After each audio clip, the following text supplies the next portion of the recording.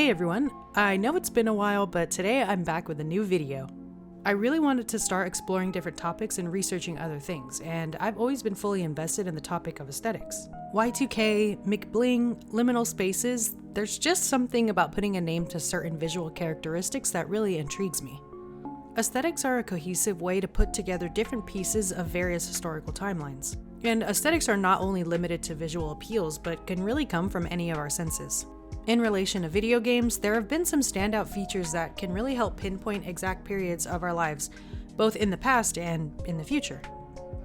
And I know it sounds like I'm getting ahead of myself, but what do you get when you combine all of those concepts?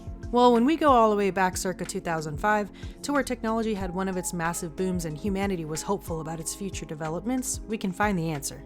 Recent years have seen a revival in the way we categorize specific aesthetics, and one in particular that has caught the internet's attention is Frutiger Aero. Frutiger Aero is an aesthetic characterized by bright, vibrant colors, nature-esque settings, glossy textures, shiny objects and buttons, intentional bubble and bokeh effects, and Frutiger or humanist typefaces. Not to be confused with Y2K, Frutiger Aero displays themes of humanism, technological advancement, and the futuristic concepts dating from the mid-2000s to 2013. Sophia Lee, who coined the term in 2017, credits Windows Vista as the origin for the aesthetic. Overall, you can definitely see recurring themes, colors, and the vibe as a whole. There's also an extensive list of sub-aesthetics under the Frutiger umbrella, like Frutiger Metro, which each also have their own unique properties. Frutiger Aero has made a name for itself in the long list of internet aesthetics, so much so that there are countless pages dedicated to exploring its look, its origin, and its impact. Although these days it's described and displayed as an almost exaggerated version of advertisements of technology of the late 2000s, the themes of Frutiger Aero have always remained the same. Arguments over whether something is truly Frutiger Aero or not will forever remain a topic of discussion, but one unanimous piece of history that has had a major contribution is the Nintendo Wii.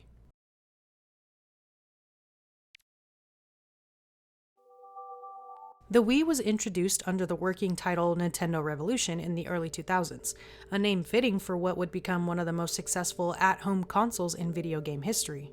Finally releasing in late 2006, the Wii was Nintendo's attempt to innovate the gaming industry, with features like internet capabilities and newly introduced motion controls.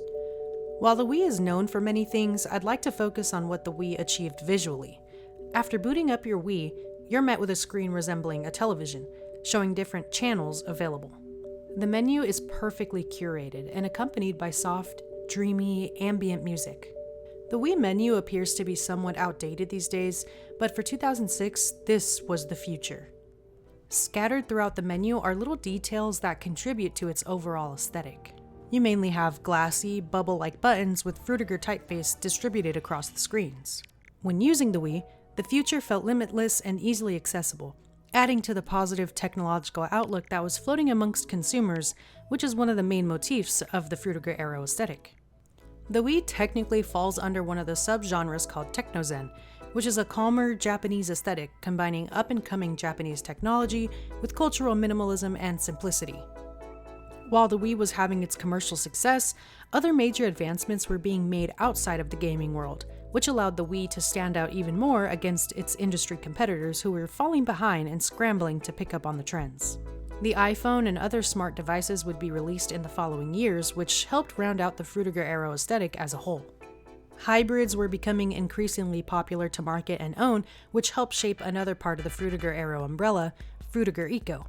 There's levels to this, okay, but just stay with me. And while the world was racing to stay relevant in a rapidly changing market, Nintendo was in its own corner, snapping necks and cashing checks. They would continue to release prominent games that stayed very close to so many people's hearts, including very notable titles like Smash Bros. Brawl, Just Dance, and my personal favorite, Mario Party 8. The Wii had a major focus on fun for the whole family, and they really succeeded in bringing people together with their immediate release of Wii Sports, along with other Wii titles that would release for years to come. Wii Sports is quite literally one of the greatest video games ever created, and part of the success was due to its graphics. Wii Sports proved that video games didn't have to look totally realistic to be loved, and that sometimes it's okay if a video game is just a video game. What mattered was immersion and cohesiveness across generations. The charm this game possessed brought bright, exciting feelings to whoever engaged with it, which was quite literally everyone ranging from children to seniors. Wii Sports is one of the first things that comes to mind when I think of Frutiger Aero, mainly due to its perfectly polished scenery, UI, and glowy transition screens. It really felt like we were taking a look into the future, and made people feel like maybe this was where life and technology could potentially be headed towards. From the sleek bowling alley to the saturated setting of the tennis courts, Wii Sports really does have all of the true aspects of the aesthetic.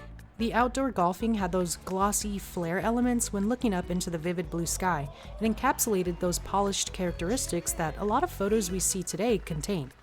Even the sound effects had crisp, futuristic tones to them that completed the overall vibe. This game really defined the feel of 2006 to 2011, which were the peak years of Frutiger Aero, along with the 2009 release of Wii Sports Resort.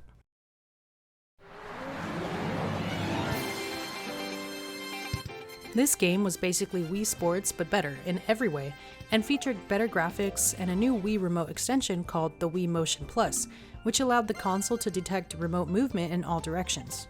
Wii Sports Resort was the epitome of vivid and tertiary colors. Everything about this game is visually appealing, especially those beach and water games with all the main characteristics of the Frutiger Aero aesthetic. It encapsulated the nature-esque parts of Frutiger Aero that are at its forefront. I want to live here so bad. This game glistens in all sorts of ways and is polished to its core. Resort was pretty well received, and along with the original Wii Sports takes the top spots for Frutiger Aero in gaming. But there is one more piece in Nintendo history that we have to take a look at, and that's the Wii's successor, the Wii U. The Wii U further emphasized those glossy and future-like tones and was an attempt to extend the capabilities of the Wii and innovate the industry further. And while the Wii U was kind of a commercial flop, we can still appreciate some positive aspects of the console in relation to its aesthetic. The menu seemed to be an overall design improvement from the original Wii menu, shortening the channel feature to deliberate square icons with even more shine and sparkle. Although the Wii U has a gorgeous UI, the original Wii is the perfect curation of future and past, and I think is one of the few times we get to see technological advancement right before our eyes. It was very user-friendly and proved to consumers that anyone can get accustomed to new technology that was being rapidly introduced. Nintendo was truly ahead of its time during this era, which was kind of the point, of course, and greatly contributed to this aesthetic we cherish and appreciate today. Whether something is Frutiger Aero or not can be up to debate depending on who you're speaking to, and while Frutiger Aero is a relatively new term, it definitely is a specific design style that we can pinpoint its origins to in one way or another. This aesthetic is absolutely nuanced, but when it comes to the Wii, I think the general public have no doubts that this is Frutiger Aero in its truest form. The Wii was not the start of Frutiger Aero, but its massive contributions to the gaming industry and technological advancements as a whole is something that can never be disputed. After 2013, companies started shifting toward flat design to promote a new worldview, but that's a story for another day. Thank you guys so much for tuning in. I know it's been a while since I've made a video, but I'm here, I'm making videos again, so yeah. If you have any comments or suggestions, just leave them down below and I'll go ahead and take a look.